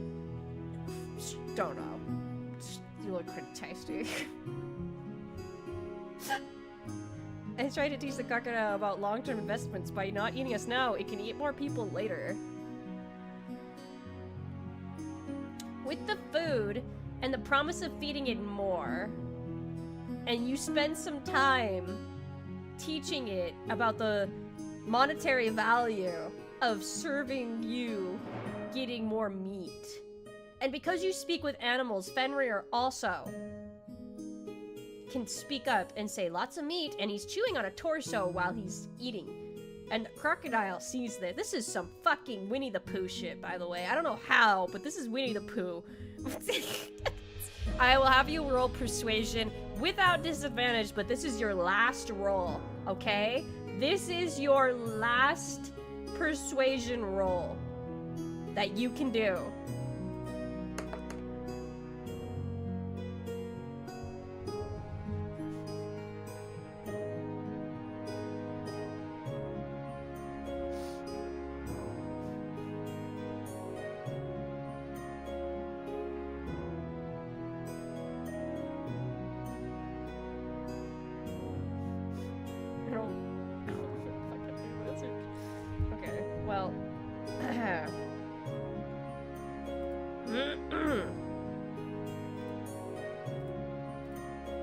Here's the crocodile.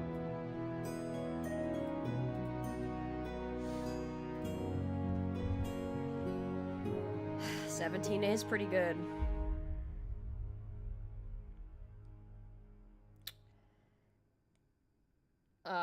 Okay. I'll go. Okay. I want. I want to eat you, but I want to eat more. I want to eat you, but I want to eat more. I want to eat more. Feed me more. I want to eat more. As it crawls out of the water, it is a very slow-moving reptile. It has a speed of 20 feet. It moves much slower than you, Fenrir, and Brian. So while you guys have a normal speed of 30 feet, it has a speed of 20 feet. So it's slower. Your traveling speed is going to be cut down by almost a third.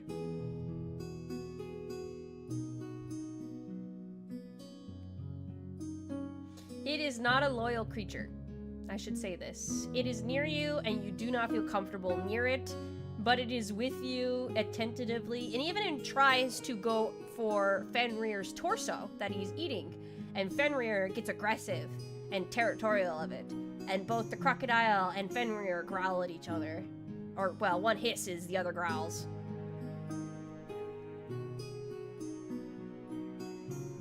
Can you carry the new crocodile? No, it's way too heavy. Guys, we should not keep this thing. It's the only voice of reason. I think as long as we can cross the bridge safely, I think that's okay. Why did we do this? This sounds like a bad idea. The croc is gonna kill Fenrir or Brian when we're sleeping. Possibly. I just heard you kind of... Okay, here's what we do now. We're gonna start another poll. Please vote with your hearts and your brains.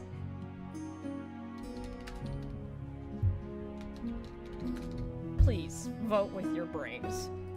Vote with your brains. Vote with your brains. Possibly. Possibly. Possibly. Oh god.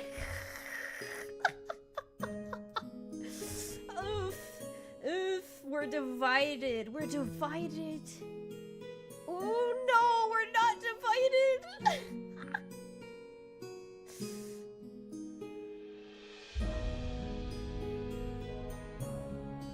Move on without it. Okay. Alright. Alright, it looks like... Oh, but that is 9 votes, unfortunately. I am ending it there. Okay. We are moving on without it. As it eats its meat, you kind of tell it, you don't tell it anything, actually. It has a running speed of 20 feet, and as you keep walking, you just end up walking faster than it. And you leave the crocodile behind in the distance. In the distance, you can hear, hey, wait, hey, come back now, you look tasty. Come back now, you look tasty. I want some of you. Come back. But you are faster than it naturally in its speed. It cannot catch up to you. Even though it tries to sprint a few times, you sprint ahead of it, and by far you outrun it. It's a crocodile. It's not gonna keep up with you. Congratulations, everyone.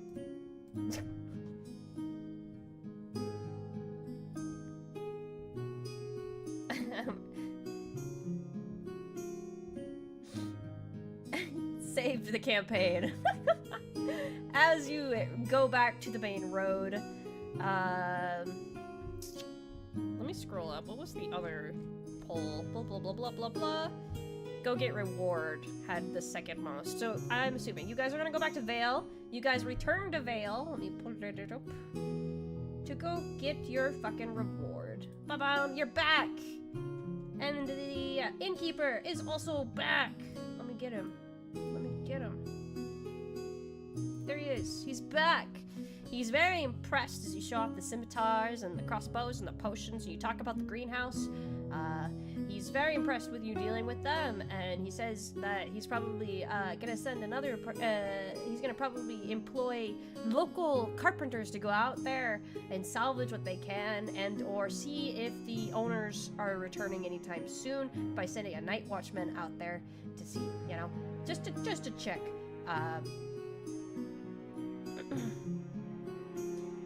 tell the innkeeper about the bridge? You tell him about the bridge, and he kind of goes, well, that bridge wasn't being used by anyone but the greenhouse owners and the workers there. So, it's, you know, it's no wonder that nobody knew that it was broken. But what did you say about something falling from the sky and breaking it? That doesn't make any sense. He doesn't seem to believe that part of your tale.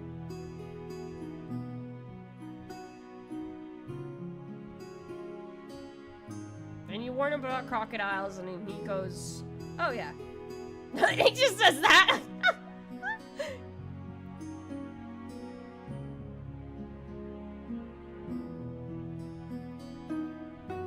But we're believable bees. You get your reward.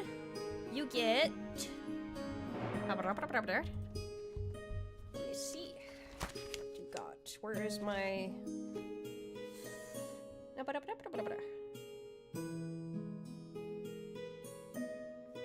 He doesn't have much to gift you.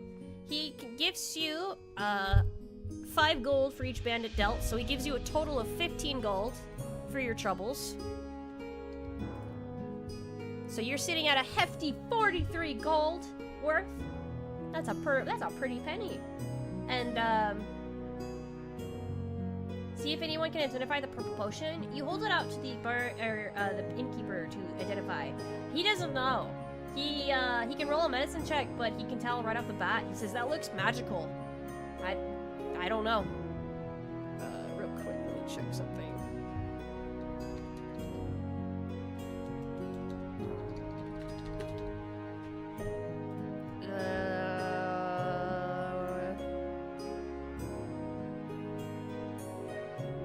Yeah, no, he says that looks magical in nature. He can't identify what it is. He says it smells like a healing potion, but he can't tell. Yeah, no, you can't try again. Bartender's staying home. Can I express my regret to the innkeeper that he won't come with us and tearfully kiss him goodbye on the cheek? Again, you're incapable of kissing anybody goodbye with your fucking head plate. So you clunk your head against his. He goes, ow. But the message is received, and he thanks you for your hard work.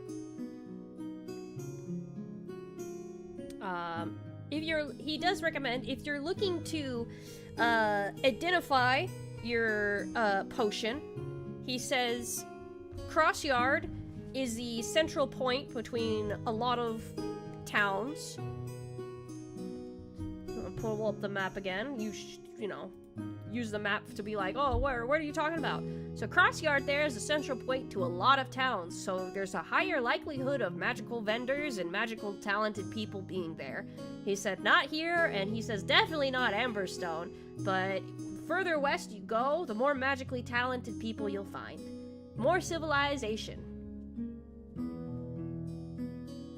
Can we ask him about the letter too? Does he know the people involved? You show him the letter, and you ask about this Greenkeeper and Aethys, and he says, I don't know anybody named Aethys, but I know the Greenkeeper was the name of the man who owned the greenhouses.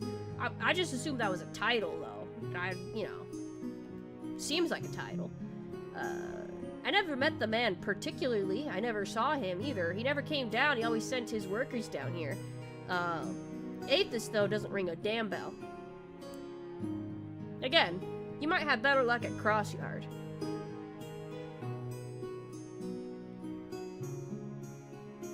Anastasia! Aethys! Yeah, Aethys. Ask about Emberstone. You ask about Emberstone, and he says, I don't know much about it. You know, I'm born and raised in Vale, and I've stayed here pretty much my whole life. But from what he knows is that it's a quarry that goes deep into the mountains, and that all of the tunnels down there is where all they find the gems, and specifically, it's where also he mentions that they find the diamonds, the precious diamonds that go back to Gladden, where the church in Gladden uses to resurrect people, should they die. Granted, the service cost to resurrect someone is expensive, and there's a wait queue. Some people have been on that wait queue for years.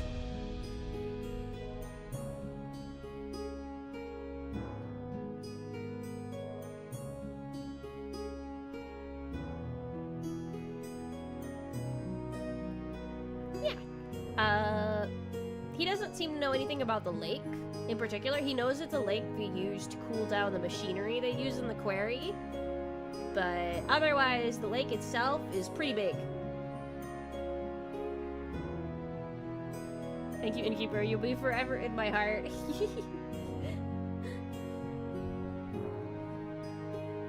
He is pleased with your service.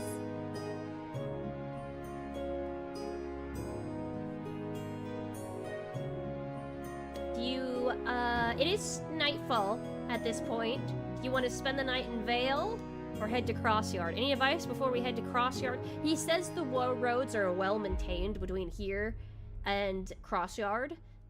He doesn't expect there to be any trouble along the way.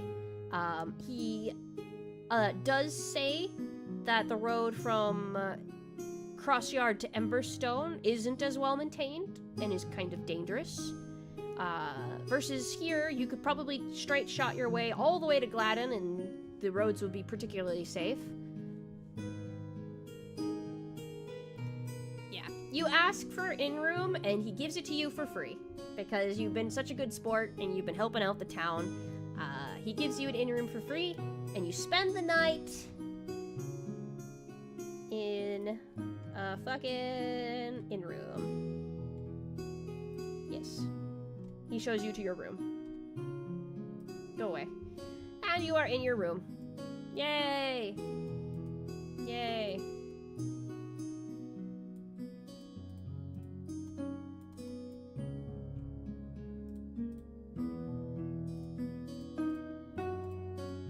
Yay. Leave a few gold behind. We should tip him. That's up to you guys to decide that. But this is where we will end session 2. You guys, thank you guys for coming today. Happy Christmas Eve. Thank you guys for joining me for this TTRPG session. Do you guys still like D&D?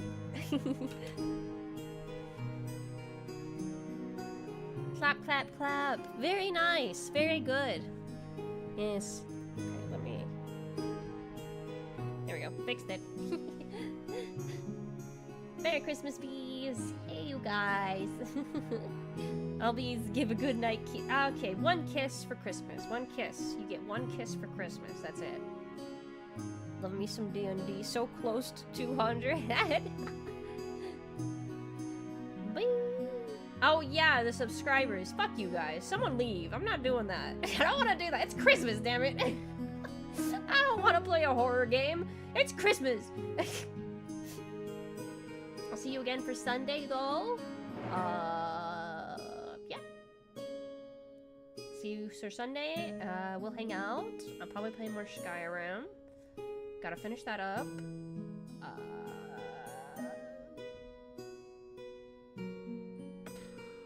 I don't know. Stop kissing. It's over. Stop. You're expending all your kiss rights. Stop it. I'm glad you guys like D&D, though. I hope you guys have a good Christmas. Yeah, it was really fun. I have fun too. Don't make me do that voice ever again. I did that myself, but I realized my mistake. Let's stop taming animals. I know you guys won't listen. Yeah. Merry Christmas, you guys. Merry Christmas. You guys, take it easy. Have a good day. Have a good day. Yeah.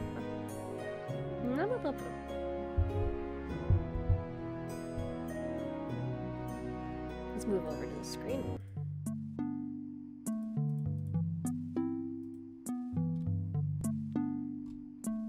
Yes. Nice and chill. Merry Christmas, you guys. Yeah. Tiring. I'm tired. I'm gonna have coffee. I'm gonna enjoy the rest of my Christmas Eve. It's gonna be great. Nice day off.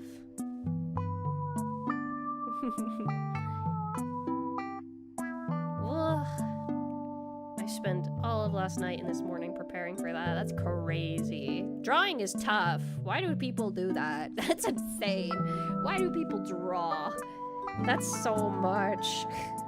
Ooh, Red Robin wants me to go eat at Red Robin today and sent me $100 gift card for Christmas. That's so nice of them. I haven't been to Red Robin in almost many months. I don't remember. It was during the summer.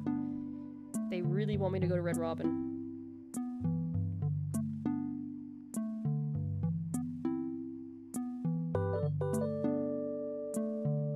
Do you think I can afford to go out to eat? Puh.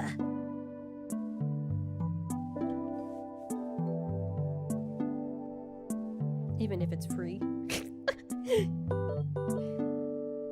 Yeah, I hope you guys enjoy it. I have fun. Mincino, Minfu, Swubat, Wishcash. Terrible Christmas Eve polls. Come on.